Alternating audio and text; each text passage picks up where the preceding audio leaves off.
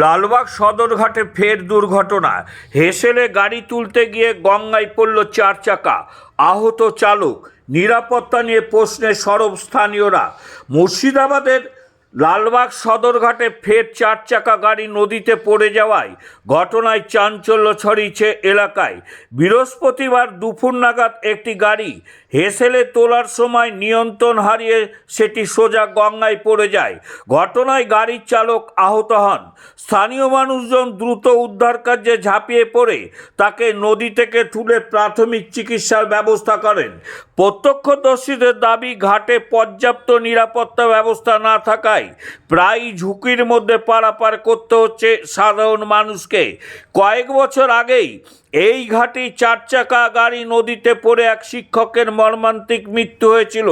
সেই ঘটনার পর বড় হেসেল ও ছোট লঞ্চ চালুর ব্যবস্থা করা হলেও বর্তমানে বড় হেসেল সরিয়ে নেওয়ায় ছোট একটি হেসেলেই গাড়ি স্কুলের ছাত্রছাত্রী ও সাধারণ যাত্রীদের একসঙ্গে পারাপার করতে হচ্ছে। স্থানীয় বাসিন্দাদের বক্তব্য, একটি ছোট হেসেলে একসঙ্গে মানুষ আর গাড়ি তোলা অত্যন্ত বিপজ্জনক। ঘাটে নেই পর্যাপ্ত র্যাম্প, নেই সুরক্ষা রেলিং, যা নিয়ন্ত্রণ ব্যবস্থা। প্রশাসনের নজরদারি জরুরি। ঘটনার পর ঘাটের কর্মী ও স্থানীয়রা মিলে গাড়িটি নদী থেকে তোলার চেষ্টা চালাচ্ছেন। তবে প্রশ্ন উঠছে, আগের দুর্ঘটনার পর কেন পর্যাপ্ত নিরাপত্তা ব্যবস্থা নিশ্চিত করা হলো না? ঘাটে বড় ফেরি পুনরায় চালু করা এবং যাত্রী ও গাড়ির জন্য আলাদা পারাপারের ব্যবস্থা করার দাবি উঠেছে। প্রশাসনের তরফে এখনো পর্যন্ত কোনো আনুষ্ঠানিক প্রতিক্রিয়া মেলেনি। তবে এলাকাবাসীর একটাই দাবি, আর কোনো প্রাণহানি নয়, অবিলম্বে নিরাপত্তা জোরদার করা হোক। প্রবাহ সংবাদ, লালবাগ থেকে রবি ঘোষের রিপোর্ট। আগাগোড়াই দেখছি এটা প্রায়ই হয়, এটা নতুন কিছু নয়, এটা আগাগোড়াই হচ্ছে, এখনো হবে। এই ঘাট কর্তৃপক্ষকে অনেক পদক্ষেপ নেওয়া উচিত। আমি বাচ্চা আনতে যাচ্ছি, আমি তো শোনা মাত্র আমার সঙ্গে সঙ্গে বুকটা ধরপর করে উঠলো যে হয়তো নৌকাটাই, লঞ্চটাই হয়তো ডুবে গেছে কিনা, গাড়ি পড়ে গেছে। এটা তো একটা ভয়ঙ্কর ব্যাপার। তো যাই হোক, এটা নিত্য কোনো ব্যাপার নয়, এটা প্রায়ই হচ্ছে। হ্যাঁ, এটা নিয়ে আচ্ছা, খোর্ধা রামানীগঞ্জের রোড ব্রিজের দাবি করা হচ্ছে, সেই প্রসঙ্গে কি বলবেন? রোড ব্রিজ হলে তো আমরা খুবই উপকৃত হই। আমাদের লালবাগ শহরটা ভাতঘর বলা যায়। আমরা রুরালের বাসিন্দা, ডাহাপাড়া অঞ্চলের স্থায়ী বাসিন্দা। আমরা 1 রেলগেট, 2 হচ্ছে আমাদের এই গঙ্গা পার। আমরা খুবই সংশয়ের মধ্যে আছি। আর এই যে হামেশাই দুর্ঘটনা ঘটছে, এই নিয়েও আমরা খুব চিন্তিত। কারণ আমাদের বাচ্চা নিয়ে লেখাপড়া বলুন, গান বাজনা বলুন, খেলাধুলা বলুন, ড্রয়িং বলুন, সবই আমাদের এপারে, গঙ্গার এপারে। কারণ আমাদেরকে গঙ্গা পার 5-6 বার হতে হয় সারাদিনে। আমার নাম অরূপ চক্রবর্তী, বাড়ি হাজারডাঙ্গা, ডাহাপাড়া, মুর্শিদাবাদ।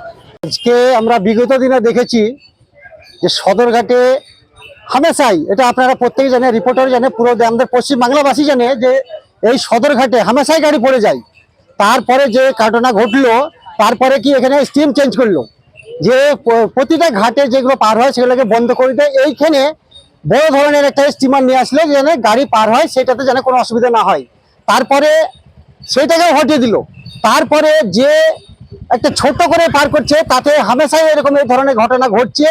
এবং যে নৌকাতে স্টুডেন্ট পার হয়, সেই নৌকাতে কি করেছে তারা এই গাড়ি চাপায়, আর তারপরে কি ধরনের এই ধরনের ঘটনা ঘটে।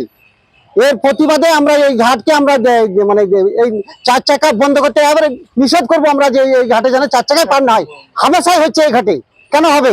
আর আমরা মানে এরপরে আন্দোলনে নামবো, যে এরপরে যেন সব ঘাটে যেন 4 চাকা পার হওয়ার জন্য একটা পরিস্থিতি ঘটে। কোনো ঘাটে কোনো ঘটনা ঘটে না, একমাত্র সদর ঘাটে ঘটে। কেন ঘটবে এই ধরনের ঘটনা?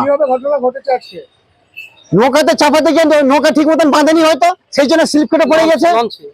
লঞ্চে চাপতে গিয়ে পড়ে গেছে। ছোট লঞ্চে যে এটা লঞ্চে যে এত সিস্টেম, তার সাথে কি করে নৌকা থেকে লঞ্চ থেকে পড়ে? এর জবাব তো হ্যাঁ, কেউ নিহত হয়েছে? না কই হয়েছে, একজন হয়েছে নিহত।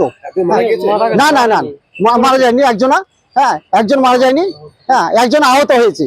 হ্যাঁ হ্যাঁ, ড্রাইভার ছিল। এই ঘাটে পার হতে 150 টাকা করে। প্রতিটা ঘাটে যেখানে 100 টাকা নেয় ম্যাক্সিমাম যে এখন সদরঘাটে 80 টাকা চার্জ, আর এই ঘাটে 150 টাকা। আমরা অনেকবার বলেছি যে এই ঘাটে কিন্তু রেটটা একটু কমাতে হবে, হ্যাঁ, তা সত্ত্বেও এরা রেট কোনো কমাবার পরিস্থিতি নেই।